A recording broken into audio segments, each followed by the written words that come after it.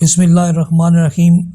ہمارا اگلا سوال ہے، اس کا بھی سوال کرنے والے کے بارے میں کوئی علم نہیں ہے۔ جن بھائی نے بھی کیا ہے سوال بڑا اچھا ہے، اور اس سوال پر ہو سکتا ہے بعض لوگوں کے جذبات مجروح ہوں۔ اس پر پیشگی معذرت کے ساتھ اس کا سوال یہ ہے، کیا عورت مزار پر جا سکتی ہے یا نہیں جا سکتی؟ تو اس کے بارے میں عرض ہے کہ حضرت ام المومنین سیدہ عائشہ صدیقہ رضی اللہ تعالی عنہا، آپ سرکار دو عالم صلی اللہ علیہ وآلہ وبارک وسلم جب آپ کے حجرہ مبارک میں دفن کیے گئے تو آپ وہاں پر جایا کرتی تھی۔ پھر اس کے بعد حضرت ابوبکر صدیق رضی اللہ تعالیٰ عنہ جب وہاں دفن کیے گئے تو حضرت ام المومنین سیدہ عائشہ صدیقہ رضی اللہ تعالیٰ عنہ پھر بھی جایا کرتی تھی۔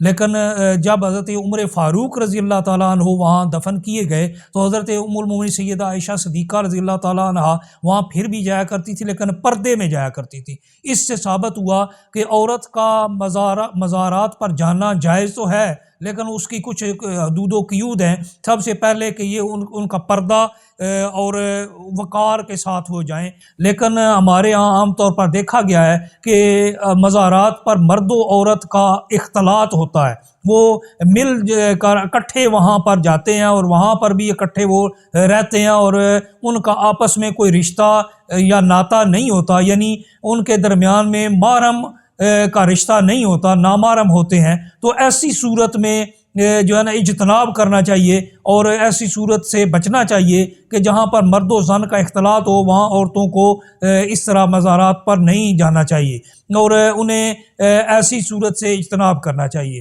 اور دوسرا یہ کہ وہاں پر بدعات سیئہ کا ارتکاب کیا جاتا ہے، بعض اوقات بعض غیر مناسب حرکات کی جاتی ہیں، ان سے اجتناب کرتے ہوئے وہاں پر جانا قطعاً درست نہیں ہے۔ میں نے آپ کی خدمت میں حضرت ام المومنین سیدہ عائشہ صدیقہ رضی اللہ تعالیٰ عنہ کا عمل پہ پیش کیا۔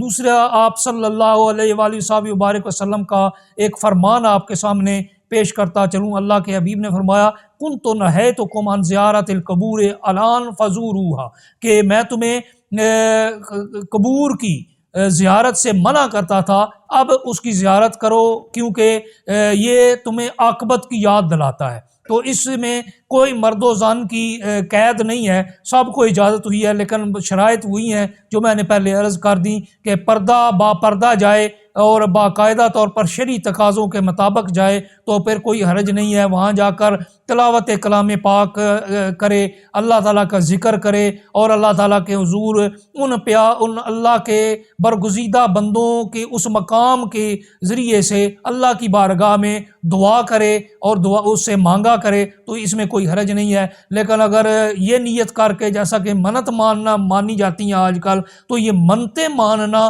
اس میں ذرا شرعی اور شرعی احکام کو ذہن نشین رکھنا چاہیے۔ اس طرح کی منتیں نہیں ماننی چاہیے جو کہ شریعت سے متصادم ہوں اور شریعت کے خلاف ہوں، کیونکہ باقاعدہ نیت سے اللہ تعالیٰ کے صرف ان گھروں کا ہی قصد کیا جا سکتا ہے جو کہ مکہ المکرمہ اور مدینہ المنورہ میں موجود ہیں۔